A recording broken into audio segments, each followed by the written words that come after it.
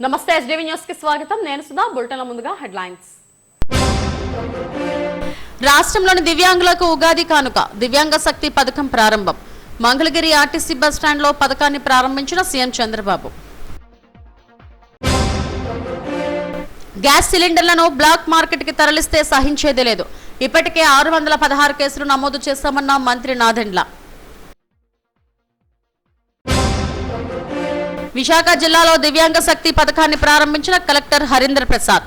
720 బస్సుల్లో 50% బస్సులు ఈ పథకాలకు కేటాయించామని వెల్లడి. రాగల 4 రోజుల్లో రాష్ట్రంలో పలు చోట్ల తేలికపాటి వర్షాలు. విశాఖ వాతావరణ కేంద్రం అధికారి వెల్లడి. దివ్యాంగులకు కూటమి ప్రభుత్వం ఉగాది కానుక ఇచ్చింది. ఆర్టీసీ బస్సుల్లో వీరికి ఉచిత ప్రయాణ సౌకర్యం కల్పించే దివ్యాంగ శక్తి పథకాన్ని ముఖ్యమంత్రి చంద్రబాబు లాంఛనంగా ప్రారంభించారు. ఈ పథకం ద్వారా 12.76 లక్షల మందికి లబ్ధి చేకూరనుంది. దివ్యాంగులకు కూటమి ప్రభుత్వం తీపి కబురు అందజేసింది. ఉగాది కానుకగా ఆర్టీసీ బస్సుల్లో వారికి ఉచిత ప్రయాణ సౌకర్యం కల్పించింది. మంగళగిరి బస్టాండ్లో ముఖ్యమంత్రి చంద్రబాబు, డిప్యూటీ సీఎం పవన్ కళ్యాణ్, మంత్రి లోకేష్ లో కలిసి దివ్యాంగ శక్తి పథకాన్ని ప్రారంభించారు. అనంతరం మంగళగిరి నుంచి ఉండవల్లి వరకు బస్సులో దివ్యాంగులతో కలిసి ప్రయాణించారు. బస్సులో వెళుతూ వారు ప్రజలకు అభివాదం చేశారు. దివ్యాంగ శక్తి పథకం ద్వారా రాష్ట్ర వ్యాప్తంగా 11.16 లక్షల మంది దివ్యాంగులు ఉచిత ప్రయాణం చేసే సౌకర్యాన్ని ప్రభుత్వం కల్పించింది. ఈ పథకం ద్వారా మొత్తం 12.76 లక్షల మంది దివ్యాంగులు, వారి సహాయకులకు లబ్ధి చేకూరనుంది. సహాయకులుగా వచ్చే వారికి 50% రాయితీ ఇవ్వనుంది. 40% వైకల్యం దాటిన దివ్యాంగులకు ఈ పథకం వర్తిస్తుంది. దీని అమలు కోసం ఏడాదికి 200 కోట్ల ప్రభుత్వం ఆర్టీసీకి చెల్లించనుంది. ప్రయాణం అనంతరం దివ్యాంగులకు తన నివాసంలో సీఎం చంద్రబాబు ఆత్మీయ విందు ఏర్పాటు చేశారు. సీఎం కార్యాలయంలో దివ్యాంగులతో కలిసి చంద్రబాబు, లోకేష్లు భోజనం చేశారు. కేవలం 12 నెలల కాలంలో కూటమి ప్రభుత్వం ప్రజల సంక్షేమం కోసం ఎన్నో కార్యక్రమాలు చేపట్టిందని ముఖ్యమంత్రి చంద్రబాబు అన్నారు. ఇవాళ ప్రారంభించిన దివ్యాంగ శక్తి పథకం తనకెంతో సంతృప్తిని, సంతోషాన్ని కలిగించిందని చెప్పారు. ఎలాంటి ఖర్చు లేకుండా 5 రకాల బస్సుల్లో దివ్యాంగులు ఉచిత ప్రయాణం చేయొచ్చని, దీని ద్వారా నెలకు 2000 వరకు ఆదా అయ్యే అవకాశం ఉందన్నారు. ఇప్పటికే స్త్రీ శక్తి పథకం ద్వారా 52 కోట్ల మందికి పైగా మహిళలు ఉచిత బస్సు ప్రయాణం చేస్తున్నారు. రాష్ట్ర వ్యాప్తంగా దివ్యాంగ శక్తి కార్యక్రమాన్ని పలువురు ఎమ్మెల్యేలు పలు ప్రాంతాల్లో ప్రారంభించారు. ఆర్టీసీ బస్సుల్లో దివ్యాంగులతో కలిసి ప్రయాణం చేశారు. గ్యాస్ సిలిండర్లను బ్లాక్ మార్కెట్ చేసే వారిపై ఉక్కుపాదం మోపుతామని మంత్రి నాదెండ్ల మనోహర్ హెచ్చరించారు. ఇరాన్ యుద్ధం నేపథ్యంలో కేంద్రం ఇచ్చిన సలహాలను పాటిస్తున్నామని చెప్పారు. ఎవరూ పానిక్ అవ్వాల్సిన అవసరం లేదని, గ్యాస్ నిల్వలు సమృద్ధిగా ఉన్నాయన్నారు. అయితే గ్యాస్ కొరత ఏర్పడుతుందనే ప్రచారంతో కొంతమంది ముందుగానే బుక్ చేసుకోవడంతో సిస్టమ్ దెబ్బతింటుందని చెప్పారు. రూరల్ ప్రాంతాల్లో 45 రోజులు, అర్బన్ ప్రాంతాల్లో 25 రోజుల తర్వాతే గ్యాస్ బుక్ అవుతుందని వెల్లడించారు. ఓటీపీ వస్తేనే గ్యాస్ బుక్ అయినట్టుగా భావించాలన్నారు. అలాంటి వారికే సిలిండర్ సరఫరా అవుతుందని చెప్పారు. బ్లాక్ మార్కెట్ కు తరలించే వారిపై ఇప్పటికే రాష్ట్ర వ్యాప్తంగా 616 కేసులు నమోదు చేశామని, వారి నుంచి 2500 సిలిండర్లు కూడా స్వాధీనం చేసుకున్నట్టు వెల్లడించారు. నార్మల్ గా మన రాష్ట్రంలో 2,81,000 బుకింగ్ జరుగుతాయి. ఈ 5 రోజుల్లో యావరేజ్ మనం చేయగలిగింది డెలివరీస్, అంటే బుకింగ్ అయిన తర్వాత డెలివరీస్ మనం చేయగలిగింది 2,92,000 గ్యాస్ సిలిండర్ మనం ప్రతిరోజు డెలివరీ చేయగలుగుతున్నాం. ముందుగా కేంద్ర ప్రభుత్వం చాలా స్పష్టమైన ఆదేశాలు ఇచ్చింది. మీరు గ్యాస్ బుకింగ్ చేసుకున్నప్పుడు మీకు డెలివరీ అప్పుడు ఖచ్చితంగా ఓటీపీ వస్తుంది. ఇది ఈరోజు ముఖ్యమంత్రి గారు చాలా స్పష్టంగా ఆదేశాలు ఇచ్చారు. 100% ఓటీపీ ఉంటేనే మనం డెలివరీ చేయాలి. దీని ద్వారా బ్లాక్ మార్కెటింగ్ కానివ్వండి, అనవసరంగా అదనపుగా ధరలు ఛార్జ్ చేయడం, కొంతమంది వాటిని మళ్లించడం కమర్షియల్ యూసేజ్కి, అటువంటి పొరపాటు జరగకుండా ఉండడానికి గృహాలకి మనం అందించే గ్యాస్ బండల్ని ఖచ్చితంగా మన ఓటీపీ ద్వారానే మనం అందించాలనేది, దీన్ని ఎక్కడ కూడా డీవియేషన్ లేకుండా 100% పాటించాలని గౌరవ ముఖ్యమంత్రి గారు ఈరోజు సలహా ఇచ్చారు. ఎక్కడ గ్యాప్ వస్తుందని మేము విశ్లేషించినప్పుడు, ఉదాహరణకి మనకు దీపం పథకంలో ఈకేవైసీ దాదాపు 95% మందికి మనం చేసుకోగలిగాం. అయితే గ్యాస్ ఏజెన్సీస్ దగ్గర ఉన్న సమాచారం మేరకు వాళ్ళకి 85% వరకే ఈకేవైసీ చేయగలిగారు. సో ఈ 15%, 10% గ్యాప్ ఏదైతే ఉందో దానికి కారణాలు కూడా ఈరోజు ఈ సమీక్షా సమావేశంలో బయటకు వచ్చినాయి.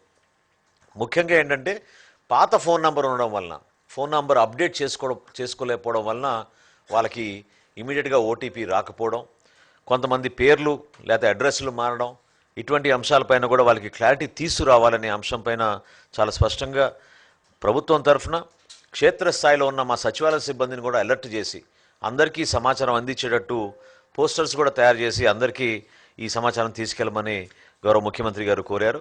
వీటితో పాటు కేంద్ర ప్రభుత్వం తీసుకొచ్చిన కొన్ని నిబంధనలు, అంటే మీరు ఒకసారి గ్యాస్ బుకింగ్ చేసుకున్న తర్వాత రీఫిల్ బుకింగ్ కోసం మీకు 45 రోజులు కనీసం మీరు సమయం ఇవ్వాలి. గ్రామీణ ప్రాంతాల్లో, అర్బన్ ప్రాంతాల్లో 25 రోజులు సమయం ఇవ్వాలి. ఎవరైనా తొందరపడి ఈ 25 రోజుల్లోపు 45 రోజుల్లోపు మరొక్కసారి మీరు తిరిగి వెళ్తే అది సిస్టమ్ పైన భారం పడుతుంది తప్ప దాని ద్వారా మీకు మరొకసారి సిలిండరు ఇమీడియట్గా వచ్చే అవకాశం ఉండదు. విశాఖ జిల్లాలో దివ్యాంగులకు ఉచిత బస్సు ప్రయాణం దివ్యాంగ శక్తి పథకం ప్రారంభమైంది. మద్దలపాలెం ఆర్టీసీ బస్ స్టాండ్లో జిల్లా కలెక్టర్ హరీంద్ర ప్రసాద్ ఎమ్మెల్యేలతో కలిసి ఈ పథకాన్ని లాంఛనంగా ప్రారంభించారు. విశాఖ మద్దలపాలెం ఆర్టీసీ డిపోలో దివ్యాంగ శక్తి పథకాన్ని నేతలు ప్రారంభించారు. జిల్లా కలెక్టర్ హరీంద్ర ప్రసాద్, ఎమ్మెల్యేలు పెనుమత్స విష్ణుకుమార్ రాజు, వెలగపూడి రామకృష్ణబాబు, వంశీకృష్ణ శ్రీనివాస్, బీజేపీ రాష్ట్ర అధ్యక్షుడు మాధవులతో కలిసి బస్సులకు జెండా ఊపి ప్రారంభించారు. అక్కడి నుంచి దివ్యాంగ ప్రయాణికులతో బస్సులు ఆయా నియోజకవర్గాలకు బయలుదేరి వెళ్లాయి. దివ్యాంగులతో పాటు ప్రజాప్రతినిధులు, కలెక్టర్ కూడా కొంత దూరం ప్రయాణం చేశారు. ఈ సందర్భంగా మద్దలపాలెం డిపో వద్ద ఏర్పాటు చేసిన సభలో నేతలు మాట్లాడారు. తొలుత మ్యాప్లు విడుదల చేయడంతో పాటు సదరం సర్టిఫికేట్స్, ఆర్టీసీ యాప్ల ద్వారా వివరాలు నమోదు చేసి పాస్లు జారీ చేసే ప్రక్రియను ప్రారంభించారు. ట్రిమ్ మిషన్ ద్వారా టికెట్ల ప్రక్రియ ప్రారంభించారు.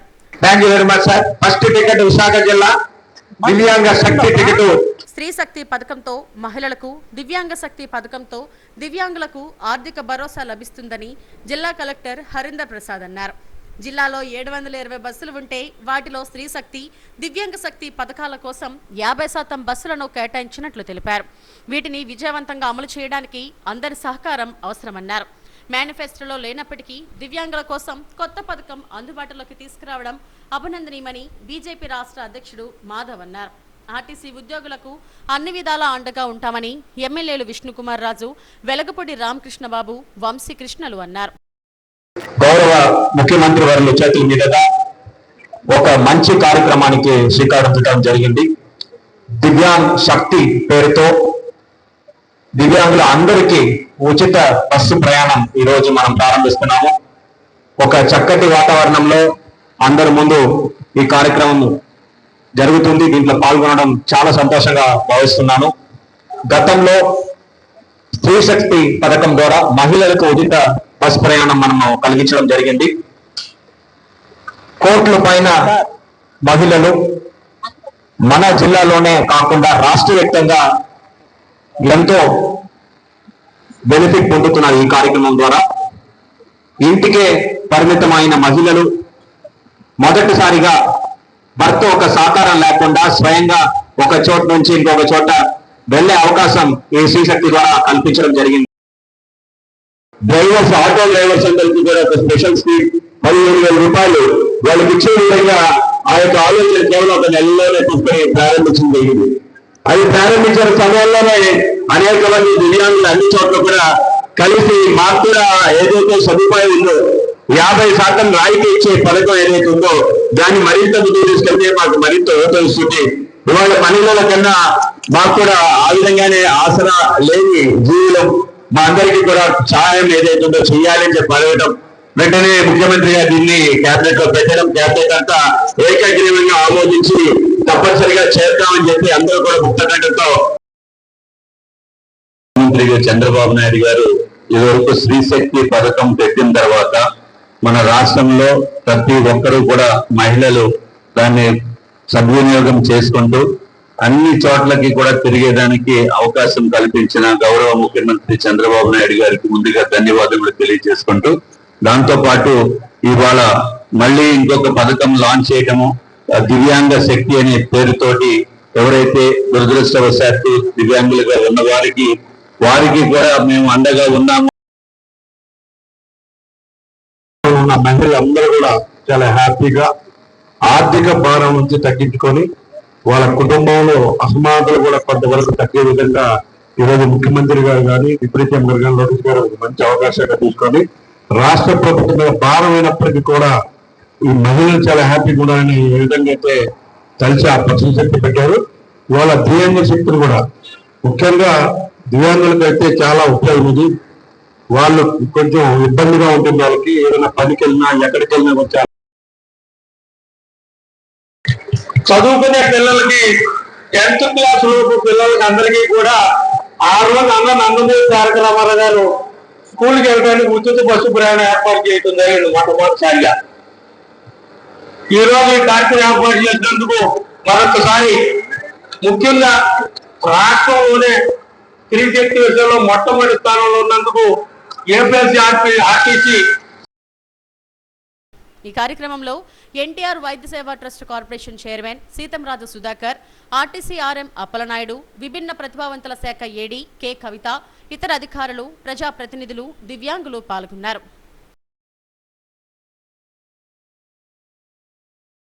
ఏపీలో 4 రోజుల పాటు తేలికపాటి ఉరుములతో కూడిన వర్షాలు కురుస్తాయని విశాఖ వాతావరణ కేంద్రం అధికారి జగన్నాథ్ కుమార్ తెలిపారు.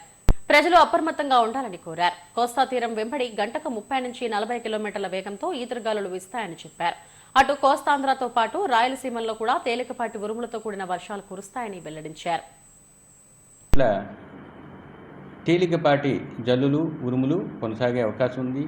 రేపటి నుంచి 4వ రోజు వరకు అనగా 20వ తేదీ వరకు క్షేత్రీయ విస్తృతి పెరగటంతో పాటు ఉరుములు, మెరుపులు కొనసాగే అవకాశం ఉత్తర దక్షిణ కోస్తా జిల్లాల్లో ఉన్నాయి. ముఖ్యంగా 3వ రోజు దీని యొక్క విస్తృతి ఎక్కువగా ఉండే అవకాశం ఉన్నది. అయితే ఇవి సంవహన వర్షపాతాలు, అంటే వేడి భూ ఉపరితలం వేడెక్కిన తర్వాత సముద్ర ఉపరితలం నుంచి వీస్తున్న గాలుల వల్ల ఈ రెండు సంగమం వలన వర్షపాతం పడే అవకాశం ఉంది. ఇవి తక్కువ కాలం మాత్రమే కొనసాగే అవకాశం ఉంది. అంటే రోజులో 1 గంట 2 గంటలు మాత్రం వర్షాలు పడే అవకాశం ఉంది. ఇక ఈరోజు రాష్ట్రంలో గరిష్ట ఉష్ణోగ్రతలు సాధారణ స్థాయిలో ఉండే అవకాశం ఉంది. తదుపరి 2 రోజులు కూడా గరిష్ట ఉష్ణోగ్రతలు 2వ రోజు నుంచి 4వ రోజు వరకు గరిష్ట ఉష్ణోగ్రతలు 2 నుంచి 4 డిగ్రీలు తగ్గే అవకాశం ఉన్నది. ఇక ఈదురుగాలులు ఈరోజు రేపు 30 నుంచి 40, గరిష్టంగా 50 కిలోమీటర్ల వేగంతో 1-2 చోట్ల వీచే అవకాశం కోస్తా జిల్లాల్లో ఉంది. మరియు 3వ రోజున 40 నుంచి 50, గరిష్టంగా 60 కిలోమీటర్ల వేగంతో ఈదురుగాలు వీచే అవకాశం ఉన్నది. ఇక మత్స్యకారులకు ఎటువంటి హెచ్చరికలు లేవు. సంవహన వర్షపాతాలు, ఉరుములు, మెరుపులతో కూడిన వర్షాలతో అంటే థండర్స్టార్మ్ లేదా ఉరుములతో ఉన్న వాతావరణానికి తీసుకోవాల్సిన జాగ్రత్తలు తీసుకోవాల్సిందిగా తెలియజేయడం జరిగింది. ముఖ్యంగా లూజ్ స్ట్రక్చర్స్, టాలెస్ట్. కొత్త అమావాస్య సందర్భంగా బర్మా క్యాంప్లోని నూకాంబిక అమ్మవారి జాతర మహోత్సవాన్ని ఘనంగా నిర్వహించారు. జీవీఎంసీ 48వ వార్డ్ జై భారత్ నగర్ సంక్షేమ సేవా సంఘం ఆధ్వర్యంలో జరిగిన ఈ కార్యక్రమానికి ఉత్తర ఎమ్మెల్యే పెన్మత్స విష్ణుకుమార్ రాజు, సిపి బాక్షీలు హాజరై ప్రత్యేక పూజలు చేశారు. కొత్త అమావాస్య సందర్భాన్ని పురస్కరించుకుని నూకాలమ్మ పండుగను దశాబ్ద కాలంగా నిర్వహిస్తున్నామని జై భారత్ నగర్ గ్రామ అధ్యక్షులు బొగ్గు శ్రీను, టీడీపీ వార్డు అధ్యక్షుడు సంకువాసు, బీజేపీ వార్డు అధ్యక్షుడు అనిల్లు తెలిపారు. అమ్మవారి ఘటాల ఊరేగింపు పెద్ద ఎత్తున నిర్వహించారు. భక్తులకు ఎటువంటి ఇబ్బంది లేకుండా ఏర్పాట్లు చేశామని నిర్వాహకులు తెలిపారు. కొత్త అమావాస్య జాతర ఈరోజు ఉదయం 1 గంటల నుండి ప్రారంభమైంది. అమ్మవారికి ముందుగా పంచామృత అభిషేకంతో మొదలుకొని తర్వాత శాస్త్ర దీపాలంకరణ, తదనంతరం అమ్మవారికి భక్తులకి దర్శన కార్యక్రమం ఏర్పాటు చేయడం జరిగింది. ఇది బర్మా రాజధాని రంగూన్లో ఎలా జరుగుతుందో అదే విధంగా సంప్రదాయంతో ఈరోజు ఇక్కడ జరగడం జరుగుతుంది. ఇది సుమారుగా 58 సంవత్సరాల నుండి నిర్వారామంగా ఇక్కడ జరగడం జరుగుతుంది. ఉదయం 8 గంటలకి హోమ కార్యక్రమం మొదలైంది. తర్వాత 12 గంటలకి అగ్నిగుండం అంకురార్పణ జరుగుతుంది. 1 గంట 33 నిమిషాలకి అభిజిత్ లగ్నం నందు అమ్మవారికి తిరుగు మహోత్సవం రథోత్సవం ఊరు పొలిమేరలు దాటుకుంటూ అమ్మవారు, అయ్యవారు, పోతురాజు అందరూ కలిసి మన బర్మా క్యాంప్ జై భారత్ నగర్ మొదలుకొని ఓరవసి దగ్గర డిమార్ట్ పక్కన మునేశ్వర స్వామి గుడి దాకా చేరుకుంటుంది. అక్కడి నుండి వాళ్ళ అక్క చెల్లెలిన ముత్యాలమ్మ, పైడితల్లమ్మ అందరూ అమ్మవార్లకి గ్రామం తరపున పసుపు కుంకుమ ఏర్పాటు చేయడం జరుగుతుంది. ఆధ్వర్యంలోని నూకాంబిక మహోత్సవం జరగబోతున్నాయి. ఈ 9 రోజులు అన్నదానం, ప్రసాద పంపిణీలు, అగ్నిగుండం అన్నీ జరుగుతున్నాయి. మాల ఎందుకు వేసుకుంటారు? మాల తల్లి మీద భక్తితోని ఇది బర్మా క్యాంప్సికల దగ్గర నుంచి వచ్చిన ఆచారం ద్వారా ఇక్కడ అన్ని గ్రామాలు, పంచగ్రామాలు, 5 గ్రామాల ప్రజలు ఈ అగ్నిగుండానికి తొక్కడానికి మాల వేసుకుని పవిత్రంగా తొక్కుతారు. అమ్మవారి ప్రత్యేకత ఏంటి? అమ్మగారి ప్రత్యేకత మనం కోరుకున్న కోరికలు జరగడమే అమ్మవారి ప్రత్యేకత. అనకాపల్లి కంటే ముందు ఇది నెల పండగ తర్వాత అనకాపల్లిది. నా పేరు అనిల్ కుమార్ అండి. నేను బీజేపీ 47, 48, 49 వార్డులకి ప్రధాన కార్యదర్శిగా ఉన్నాను. ఈ టెంపుల్కి ఉత్సవ కమిటీ కింద మెంబర్ కింద ఎమ్మెల్యేగా వేయడం జరిగింది నన్ను. ఇది 18వ తారీఖు లాస్ట్ రోజు అమ్మవారి జాతర, కొత్త అమావాస్య. 4 గంటలకి అగ్నిగుండం జరుగుతుంది. ఒక 20,000 మంది దగ్గర జనాభా వస్తారండి ఈ గుడికి. ఈరోజు లాస్ట్ రోజు కనుక కొంచెం క్రౌడ్ ఎక్కువగా ఉంది. ఈవో గారు, ఎమ్మెల్యే గారు, అలాగే పోలీస్ సిబ్బంది అందరూ కూడా మాకు ఫుల్ సహకారం ఇస్తున్నారు. మహా ఉత్సవం జరుగుతుంది. అమ్మవారు కార్యక్రమాలు చాలా బాగా జరుగుతుంది. ఎందుకంటే ఇప్పుడు ప్రతి సంవత్సరం కూడా ఎంతో బాగా జరుగుతుంది. ఈ సంవత్సరం అంటే ఎప్పుడూ కూడా ఎండోమెంట్ ఉండేది. ఈ సంవత్సరం మరి టైం దగ్గర పడడం వల్ల ఉత్సవ కమిటీ మరి ఆధ్వర్యంలో మరి ఈవో గారు మరి మొత్తం ఇక్కడ డిపార్ట్మెంట్ అందరూ కూడా మరి సపోర్ట్ చేయడం, జాగ్రత్త చేస్తున్నారు. ఇది 1,00,000 మంది వరకు వస్తారు ఈ జాతరకి. కానీ అందరూ కూడా ఎంతో సంతోషంగా హ్యాపీగా వెళ్ళేది కార్యక్రమం ఇది. ప్రతి ఎమ్మెల్యే గారు కూడా మాకు ఎన్నో విధాలుగా సహాయ సహకారాలు అందించారు. ఈ రోజు వరకు పోలీస్ డిపార్ట్మెంట్కి కానీ అందరికి కూడా చెప్పడం జరిగింది. మరి అలాగే ఇక్కడ ఎటువంటి లోటుపాట్లు లేకుండా ఉండాలని ఈవో గారికి మరి ఎమ్మెల్యే గారు చెప్పడం జరిగింది. మరి ఇక్కడ మరి అలాగే మరి ఈ ఉత్సవ కమిటీ వాళ్ళు కూడా మరి కష్టపడడం జరుగుతుంది. విశాఖ రైల్వే స్టేషన్లో నార్కోటిక్ డాగ్ లైకా గంజాయితో వెళ్తున్న ఓ వ్యక్తిని పట్టుకుంది. RTC complex, railway station, beach road తదితర ప్రాంతాల్లో డాగ్ స్క్వాడ్ బృందాలు తనిఖీలు నిర్వహించాయి. విశాఖ రైల్వే స్టేషన్లో కిరండోల్ రైల్లో తనిఖీలు నిర్వహించగా 6 కిలోల గంజాయిని గుర్తించారు. ఒక వ్యక్తిని అదుపులోకి తీసుకుని గోపాలపట్నం పోలీసులకు అప్పగించారు. సంగీతం మానసిక ప్రశాంతతను అందిస్తుందని జిల్లా కలెక్టర్ హరీందర్ ప్రసాద్ అన్నారు. ఏయూ శతాబ్ది ఉత్సవాల్లో భాగంగా వర్సిటీ సంగీత నృత్య విభాగం ఆధ్వర్యంలో బీచ్ రోడ్లో నిర్వహించిన శతాబ్ది కళా ఉత్సవం కార్యక్రమాన్ని ఆయన ప్రారంభించారు. విద్యార్థి సాధించే ప్రగతి, ప్రవర్తన విశ్వవిద్యాలయంపై ప్రభావం చూపుతుందన్నారు. వర్సిటీ విద్యార్థులు ఏయూకు అంబాసిడర్లుగా నిలవాలని పిలుపునిచ్చారు. గురువులు తల్లిదండ్రులను ఎప్పుడూ మర్చిపోకూడదని పద్మశ్రీ అన్నవరపు రామస్వామి అన్నారు. తనకు జరిగిన సన్మానానికి సంగీతానికి జరిగిన సన్మానంగా తాను భావిస్తానని చెప్పారు. ప్రతిభావంతులైన ఏయూ విద్యార్థులతో ప్రత్యేక ప్రదర్శనలు అందించే విధంగా ఈ కార్యక్రమాన్ని రూపొందించామని వీసీ ఆచార్య రాజశేఖర్ తెలిపారు. అనంతరం ఏయూ తరపున అన్నవరపు రామస్వామిని ఘనంగా సత్కరించి సన్మాన పత్రాన్ని బహుకరించారు. ఈ కార్యక్రమంలో ఆచార్య సరస్వతి, సంగీత నాటక అకాడమీ అవార్డు గ్రహీతలు బాలకొండలరావు, సుధారాణి తదితరులు పాల్గొన్నారు. అందరం కూడా ఒకసారి నిలబడి గట్టిగా చప్పట్లతో మనం అభినందిద్దాం.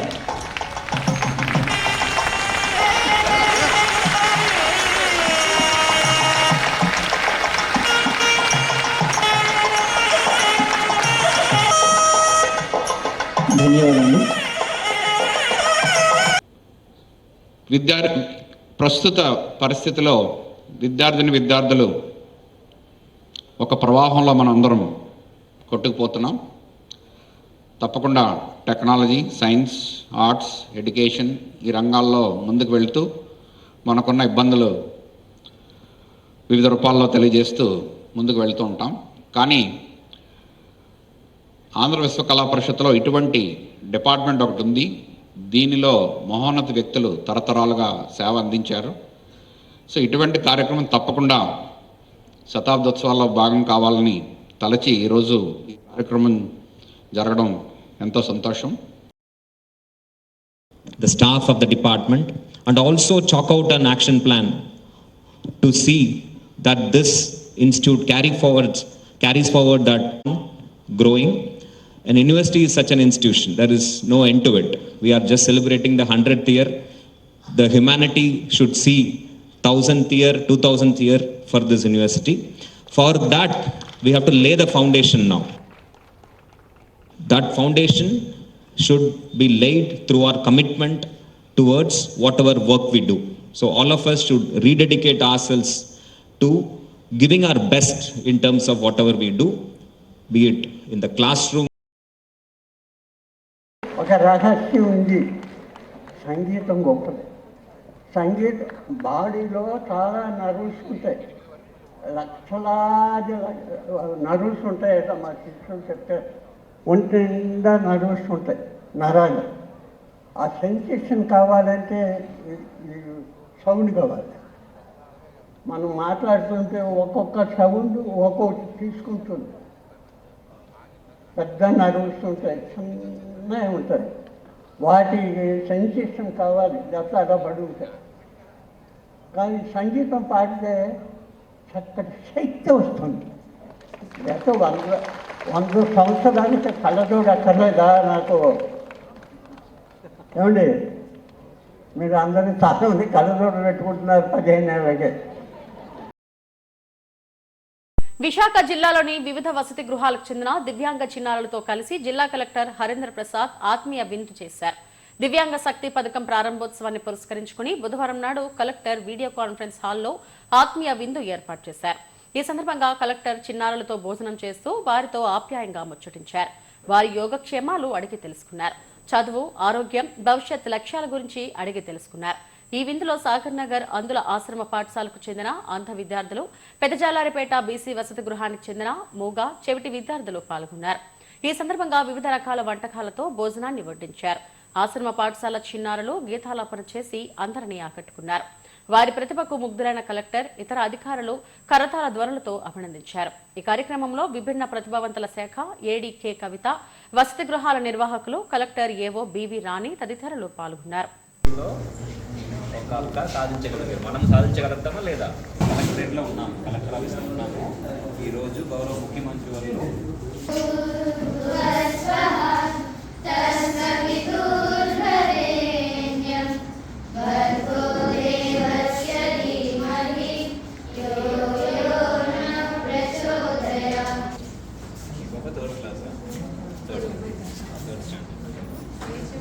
కూర్చోన్నా.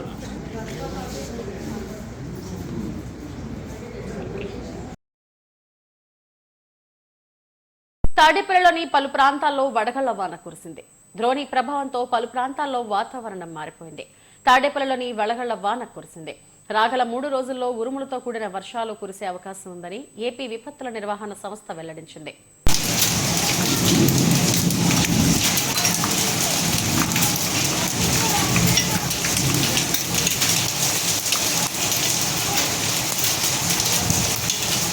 హెడ్లైన్స్ మరోసారి.